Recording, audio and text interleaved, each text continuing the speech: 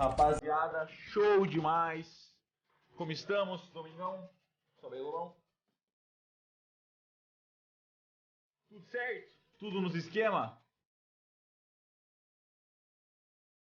Dormiram bem? Tiveram uma boa noite de sono? Gostaram do episódio de ontem? De ordem?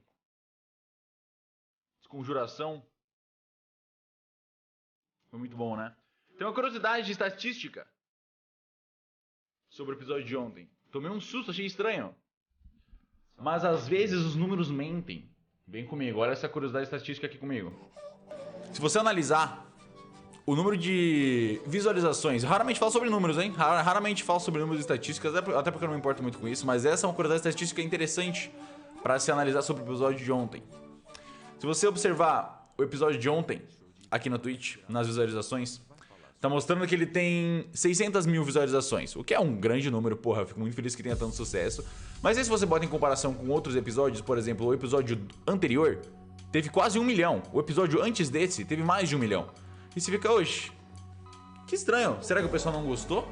Teve quase metade, né, de visualizações comparado aos outros. E tanta gente elogiou, tanta gente gostou, inclusive eu gostei muito do episódio. Mas a realidade é que apesar dele ter tido uma média de espectadores um pouco abaixo, as estatísticas mostram que esse episódio, essas visualizações da Twitch, se referem a pessoas que entram e saem da sua stream. Cada vez que você entra numa stream, ela adiciona um espectador.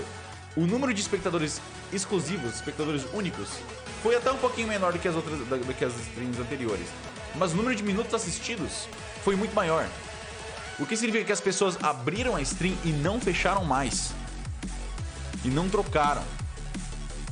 Por isso o número de visualizações é tão mais baixo do que os outros. Então, apesar do número indicar que o episódio foi menos eficiente, se você analisar as entrelinhas desses números, isso mostra que na verdade esses números significam que o episódio foi melhor do que os outros em questão de retenção de público, o que é muito maluco de analisar. Então às vezes os números enganam. Não que isso importe, mas é uma curiosidade que eu percebi e falei, nossa, que legal, mano. Por um momento eu achei que tinha ido mal, tipo, o pessoal não tava.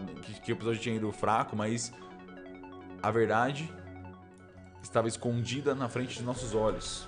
Dito isso, boa tarde. O episódio de ontem foi muito bom. Gostaram do final? Gostaram do plot twist que eu tava preparando desde o começo? A gente vai, como sempre, conversar bem pouquinho sobre RPG, porque eu não gosto de falar muito sobre, porque afinal eu tô criando a história, não tem graça eu responder pergunta. Pessoal, tem uma teoria sobre o Kian. Vem comigo, ó. Eu acho que o Kian, talvez.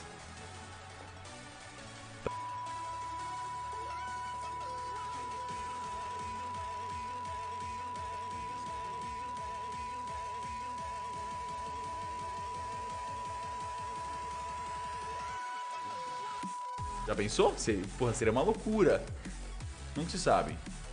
Essa é a minha teoria principal sobre o Kian. Não sei se tá certa. Sei sim, infelizmente. Vamos lá.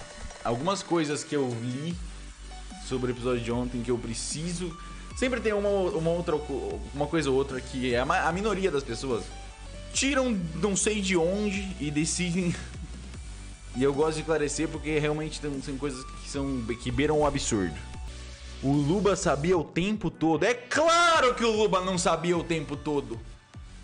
Só porque ele criou o Daniel, não significa que ele sabe o que eu escrevi sobre o Daniel. É óbvio que o Luba não sabia de nada.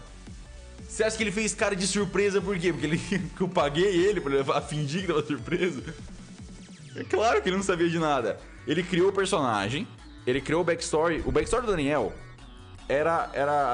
ele criou. A ideia do Daniel era o seguinte: ele era um escritor que estudava muito paranormal para se inspirar para suas histórias, e ele desesperadamente tentava se comunicar com a mãe dele morta. Era esse o background do Daniel. Ele era um escritor que escrevia livros de terror, e ele desesperadamente tentava contatar a mãe dele morta. Eventualmente, ele sabia que o paranormal era verdadeiro, mas ele não era um ocultista. Ele só estudava paranormal. Eventualmente, ele foi confrontado pelo Tristan, que chegou e falou: mano, você tá ligado que os seus monstros estão virando verdade, né? E seus monstros estão matando uma galera. E ele falou: nem fudendo. E aí ele parou de beber e entrou na ordem pra compensar a merda que os monstros que ele criou faziam. Essa é a história do Daniel. Ele era um escritor que escrevia criaturas terríveis e não sabia que elas viravam verdade. E na hora que ele descobriu isso, ele parou de escrever as criaturas bizarras e entrou pra Ordem. A partir disso, obviamente, o Luba não escreveu os monstros do meu RPG. Ele só escreveu esse background. Eu escrevo os monstros, e aí eu coloco, esse monstro foi criado pelo Daniel. Mas não, esse monstro foi criado por mim, como Daniel. O Luba não sabe o passado do personagem dele a partir do momento que ele tá morto. Se o personagem estivesse vivo, eu obviamente falaria, porque aí o personagem pode atuar baseado nisso. A partir do que... Entendo que, a partir do ponto que o personagem morreu, os jogadores não têm mais controle sobre a história deles. O personagem morreu, ele automaticamente vira um NPC meu. E todo o passado dele, a partir dali, só é canon se eu escrevi. Porque pensa assim, digamos que um personagem morra, certo? A Liz, digamos que a Liz morra, e aí a Gabi do nada decide abrir uma live e falar, então, a Liz na verdade, quando tinha 13 anos, ela matou o Kian com uma facada.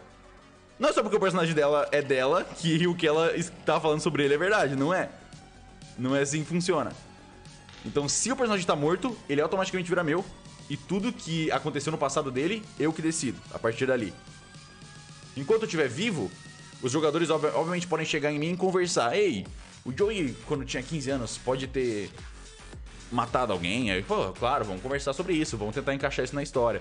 Mas aí é outra parada, sacou? Então quando o personagem morre, ele automaticamente é meu e tudo que acontece relacionado ao passado dos personagens, a partir de que ele tá morto, eu que decido. E eu não consulto os jogadores pra isso.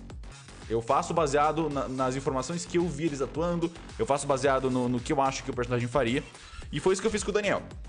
O Luba não sabia que o Daniel tinha explorado a mansão endiabrada, mas é uma coisa que o Daniel faria. E por isso que é um twist tão legal, principalmente pro Luba. Ter um personagem que ele interpretou aparecer na história de repente sem ele esperar, sabe?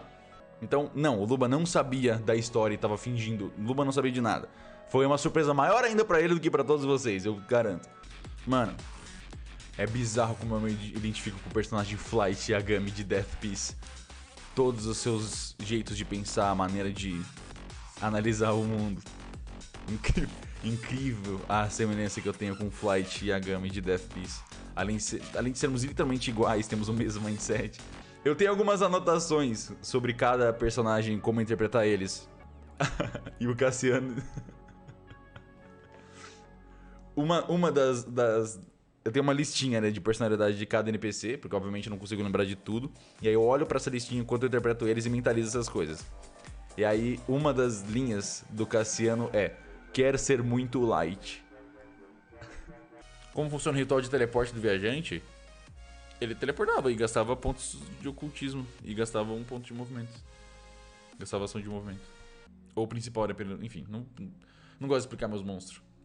Um só? Não, ele gastava vários pontos de ocultismo. Ele tinha muito. A bruxinha rabuda, mano. O Luba é imperdoável, velho. Impossível. Mó climão tenso do caralho. Mó terror. Ele acabou de ler mó história... Umas bonecas, na real, né? Ele pega um livro. Imagina sendo o Joey, tipo... Acabaram de ser hipnotizado ali, sugado pela fresta, o olho na fresta. Aí do nada os caras, mano... Um livro. A bruxinha. Eu lembrei de uma música. Mas esse tipo de coisa ele não fez por querer, tá ligado? Esse tipo de coisa não tem problema, ele só riu.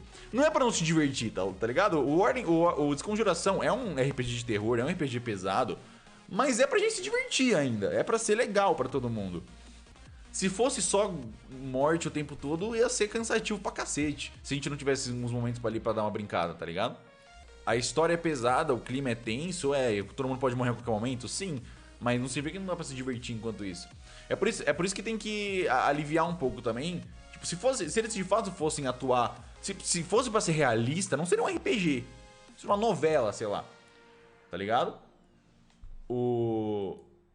É óbvio que se fosse pra ser realista, eles passariam os próximos 10 episódios todos putos, chorando, tristes, porque tá morrendo todo mundo. Então tem que quebrar um pouco mesmo às vezes e tipo... e às vezes superar umas paradas um pouco rápido demais.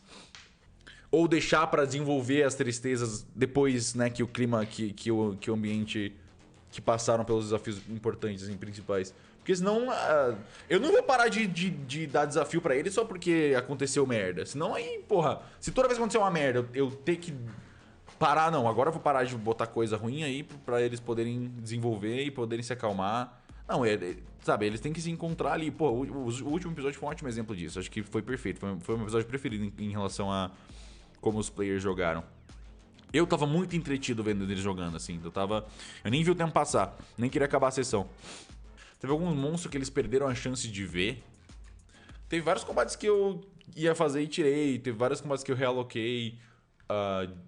Teve monstros... Nessa temporada, deixa eu pensar. Teve algumas paradas que podiam ter acontecido que não aconteceram. Várias paradas que podiam ter acontecido, principalmente no orfanato. Mas obviamente eu não vou fazer 40 conteúdos diferentes e não colocar eles, tá ligado? Se eles evitarem um conteúdo de uma maneira específica, eu vou, de algum jeito, realocar ele pro próximo episódio. Eu vou dar um jeito deles encontrarem isso de maneira orgânica. É o meu trabalho. Depende muito do ritmo. Nesse último episódio, por exemplo, podia ter acontecido um combate em um momento específico, mas eu decidi tirar porque ia atrapalhar o ritmo do episódio. Deixei só a investigação. Ia rolar uma treta ali, mas eu tirei. Porque pareciam uns monstros. Não digo onde, nem digo como. Tinha como o Kazi não sofrer com a banheira. Se ele tirasse extremo no primeiro teste, ele só pulava pra fora e não ia ter nada. Força G é com hífen? Não. O trio é inspirado na Casa Monstro, é. Eu achei que ninguém ia pegar essa... Mas foi uma referência muito longínqua, assim. Não tinha como ele puxar o tampão do Halo. O Kaiser, não. Mas era um dos jeitos de tirar. Se algum dos outros jogadores tentasse tirar o tampão do Halo, ia ter que passar um teste de força, mas era um bom e conseguia tirar. O Hugo é o menino que mais lembra da Casa Monstro. Acho que o pessoal percebeu por ele. Ele é o que mais ficou parecido mesmo. Mano, o IMDB do Warden tá ficando cada vez melhor, velho. Tá ficando agora... Tá tendo várias reviews. Ó, agora a nota tá um pouco mais justa. Tá com 8.4. Eu acho que realmente, porra, não é um 9.6, tá ligado? Porra, eu gosto, é uma coisa que eu mais amo na minha vida. Mas é um RPG da Twitch. Não é um Breaking Bad. Tá ligado? Tá tendo mais review, a galera tá sendo honesta. Eu gosto que as pessoas sejam honestas nas reviews. Não é pra inflar o valor, não. Eu gosto de ter uma base legal. Eu concordo bastante com... Ó, lembrar tá com 9.7, da hora. Gostei. É legal o pessoal das reviews, assim. Nunca pensei que ia ter um bagulho meu no IMDb. Muito legal, mano. Muito louco. Qual o enredo de Death Piece? Pergunta pro Hugo. O arco do Flight Yagami é pica demais.